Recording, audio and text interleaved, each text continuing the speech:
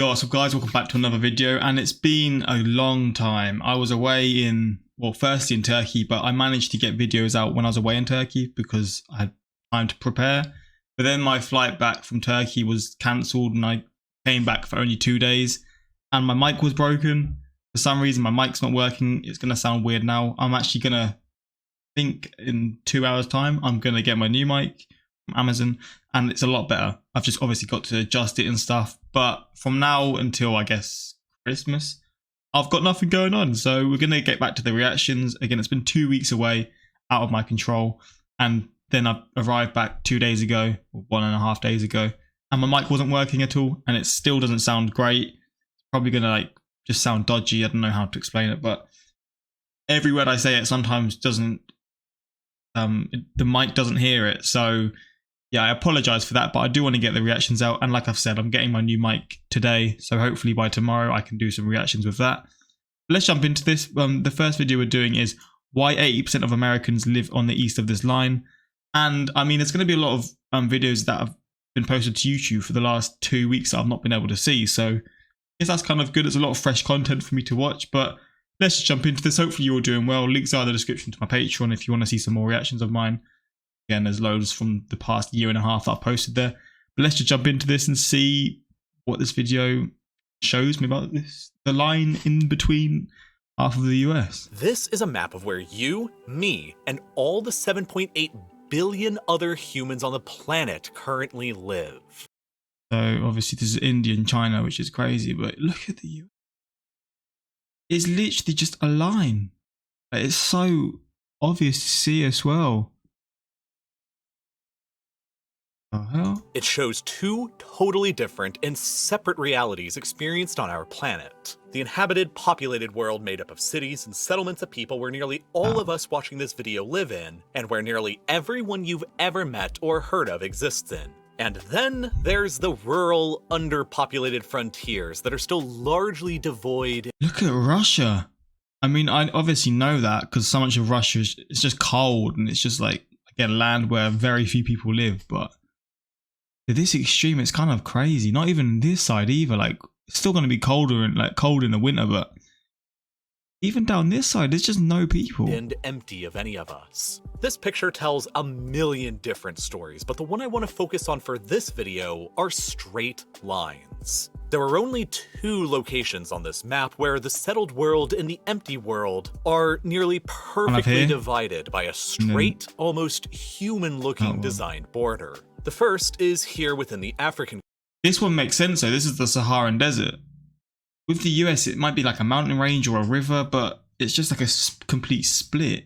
And it's more of a line than this as well. Continent, and it's obvious why it exists. To the south of the line is the African Sahel, a semi-arid belt that wraps across the continent, where rainfall is limited but still actually exists. And to the north of the line is, of course, the Sahara Desert, one of the most hostile environments on the planet to human life, where several years in a row can pass by without a single drop of rainfall, and where the average temperature can soar to more than 40 degrees Celsius for months at a time. It's no wonder that nobody lives there, but the other straight line boundary between the 2 different worlds of our Earth is significantly stranger, because it slices down the center of the most powerful nation in human history, the United States of America. If you zoom in more closely on it, you'll notice that this sharp division between populated America and unpopulated America follows a nearly vertical line south to north, immediately to the west of many major population centers like San Antonio, Austin, Fort Worth, Oklahoma City, Wichita, Lincoln, Omaha, Sioux Falls, Fargo, and up to Winnipeg in Canada. These are the cities that quite literally mark the boundary of the North American frontier, a fact that becomes just as obvious when you switch out the population density map for a satellite view of the United States at night. Oh my days. To the east of these frontier cities is a nearly continuous chain of lights, all the way to the Atlantic Ocean and the eastern seaboard. And to the west of them is but a sea of darkness, with only scattered islands of light and civilization. If you drive from the east to the west across this invisible line at any point, you will immediately notice the sharp difference in the distances between communities, gas stations, and general stores. In general, this invisible line separating the more developed east from the more rural west follows the 98th meridian of longitude, and it sharply divides the American population in half. An overwhelming 80% of all Americans, some 260 million people, live to the east of this. What I find even crazier is, so 80% of America is probably like 200. Wait, how many people live in America? 320 million, I think. So it would be 200, maybe 240 million people in this side. And then what, how many live in just California alone? Then you can consider that. That's what, like 30% of this area, maybe? I mean, maybe that's some terrible maths, but it's a big percentage, maybe even more, maybe like 40% of this area. And then what, 60% is in the rest of this land. It's just kind of wild. Line. And that means that the remaining 20%, or just about 1 in 5 Americans, live to the west of the line. An enormous stretch of territory that actually makes up the majority of America's land once you factor in Alaska. And weirdly, this empty part of the United States to the west of the line, where only 1 in 5 Americans live, includes the entirety of California, the single most populous state in the country that's home to even more people than Canada. But California is the enormous exception to the overall rule, because with nearly 40 million people, it alone accounts for around 60% of the... My maths was wrong. It's 60% of this area. Oh my days, including Alaska as well. Holy shit, man. Entire American population west of the line straddling the 98th meridian. But of course, it gets even stranger because most of California's population lives within the westernmost fringes of the state, near to the Pacific Ocean. If you draw a separate line from San Diego in the south across the US West Coast through to Portland and Seattle in the north, you would find that there's around 50 million Americans who live within the narrow coastal plain between the Pacific Ocean to the west and the Cascades and Sierra Nevada mountains to the east. An isolated, albeit lengthy pocket of civilization surrounded by the darkness. Between this pocket and the 98th meridian exists a vast stretch of the American interior that covers about 1/3 of all the land in the United States and is just a little smaller than the entire European Union. It encompasses the entirety of 8 US states and a significant amount of territory from 9 more. And yet, throughout this vast expanse of land is only a mere 30 million people, or just about 9% of the American population. Bro, to put that figure into context, that's a number of people that is comparable to just the population of the greater New York City metropolitan area on the US East Coast. Oh, geez, just the New York metro area compared to this, it's just a bit lower in terms of population. That is wild when you think about it. That is actually insane. Tokyo has more people than this by loads. California has more people, like, jeez. And then there's the fact that the vast majority of those 30-some-odd million people live within just a handful of urban oases scattered across the darkness. Around 1/3 of them simply live within just 3 of these oases. I'm going to say Colorado, Salt Lake City, and what's it called? Oh no, it's this. What's it called, man? That's annoying me. I'm not gonna remember. Phoenix, what it's called. Denver, and Las Vegas. Oh, I didn't even guess the right one.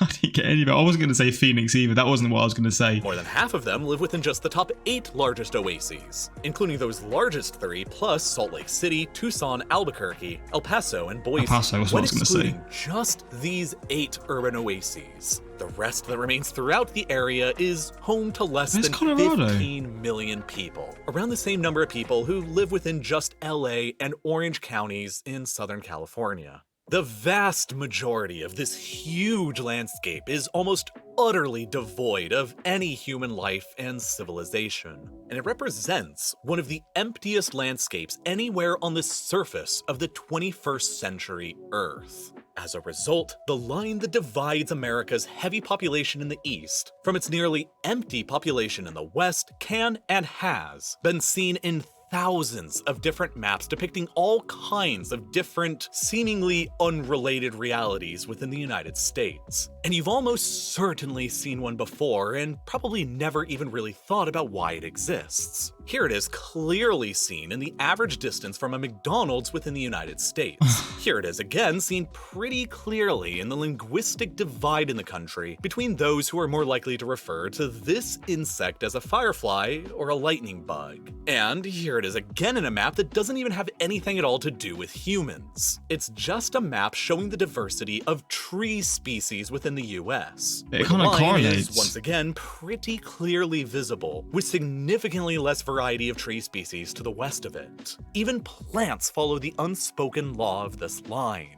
So what the hell is actually going on here? Why does this invisible, linear law of nature that decides so much about American society and civilization exist in the first place? To answer that question, we need to go back a few decades to the first man who ever noticed the line's reality, all the way back in 1878. John Wesley Powell. Powell was a geologist and an explorer of the American West, and the second director of the United States Geological Survey. As he passed from the east to the west, he noticed that the variety of plant species gradually diminished to the point of being nearly non-existent. He determined that this was the case because it simply rained more in the east than in the west. And the line he drew to mark the boundary between the more wet east and the more arid west was the 100th meridian line of longitude here, which was more or less correct. When you look at a modern map of annual rainfall levels within the United States, you can also more or less spot the 100th meridian line that Powell identified.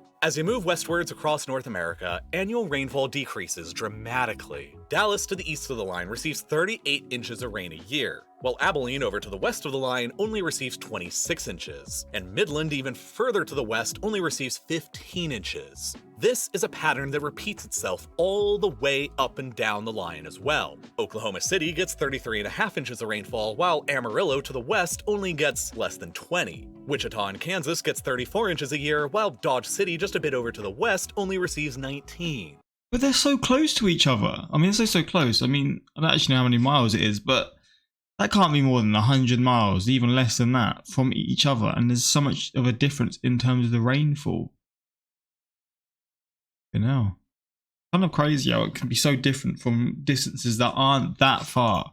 It simply rains a lot less to the west of the line than to the east of the line, and that simply makes sustaining life and civilization much more challenging, which is why humans and trees alike are all fewer and more scattered beyond it. A century and a half ago, John Wesley Powell correctly identified one of the geographic explanations behind this North American law of nature: the Great Rocky Mountains. Fair enough. They are the third longest mountain chain in the entire world. Take up a lot of space, which makes you understand why a lot of the area isn't inhabited by humans. So yeah, that's definitely one of the things. But at the same time, there's the mountains. There's the Appalachian Mountains in the east side, so the east side of the line.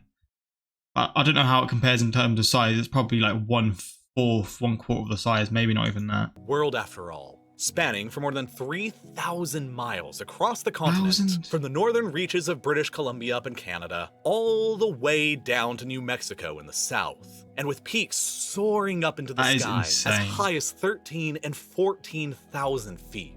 These long and towering peaks effectively act like a colossal wall, blocking most of the moisture blowing in on clouds from the Pacific Ocean, and therefore preventing most rain from passing beyond them towards the arid plains of the east. This effect is called a rain shadow, and the shadow cast by the Rockies across the North American plains is enormous. But of course, there are many other geographic factors at play here as well that determine North America's straight climate line. For one, the Rocky Mountains aren't the only mountain chain on the continent that block moisture blowing in from the Pacific.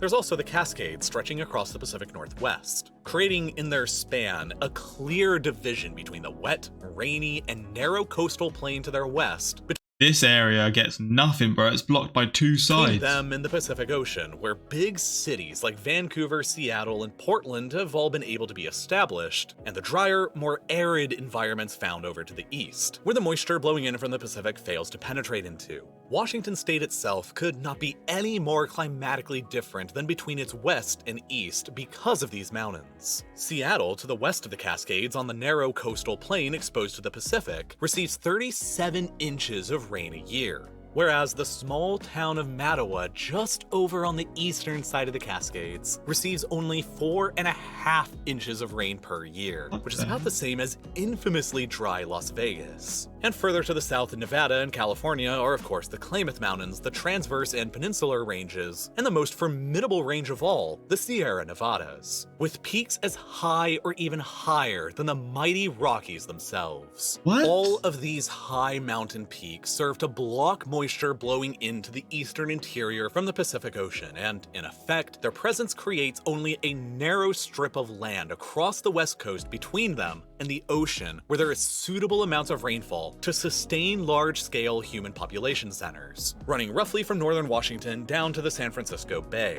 The only reason why Southern California contains major population centers today like LA and San Diego is because they are massively irrigated and supported by a complex system of canals, aqueducts, and pipelines that bring water in from elsewhere like Northern California where it actually rains, and from the Colorado River further to the east. And so, being robbed of almost any moisture blowing in from the Pacific Ocean to the west, the continental interior of North America has very few other alternative sources for moisture or freshwater that are mostly limited to either rivers or snowmelts. Over on the eastern side of the continent, the biggest mountain range are the Appalachians, which are effectively just speed bumps in comparison to the giants of the west.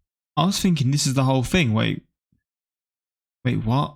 Is it the speed bumps? But this is the actual size of it, or what? The highest peak within them, Mount Mitchell, is less than 6,700 feet tall, or less. So they're not very tall compared to the west side mountain ranges, but it's huge though. It goes into the ocean. Than half the height of the tallest peaks that are seen in the Rockies, the Cascades, and the Sierra Nevadas. As a result, they do very little to block any moisture bellowing into the continent from the Atlantic Ocean in the east. And so, Atlantic winds frequently bring moisture across the East Coast and the eastern Mississippi Basin, enabling large-scale agriculture without any need for irrigation. But, unfortunately, these winter Atlantic storms simply don't make it far enough to bring their moisture to the western plains beyond the 98th and 100th meridian lines of longitude. During the summer months, moisture will also blow into the continent from the Gulf of Mexico, but these winds generally blow northward before curving eastward, which once again dumps rainfall across the eastern United States, but deprives the west of hardly any. As an ultimate result, when you combine all of these factors together, it adds up to there simply being less available freshwater across this empty third of America,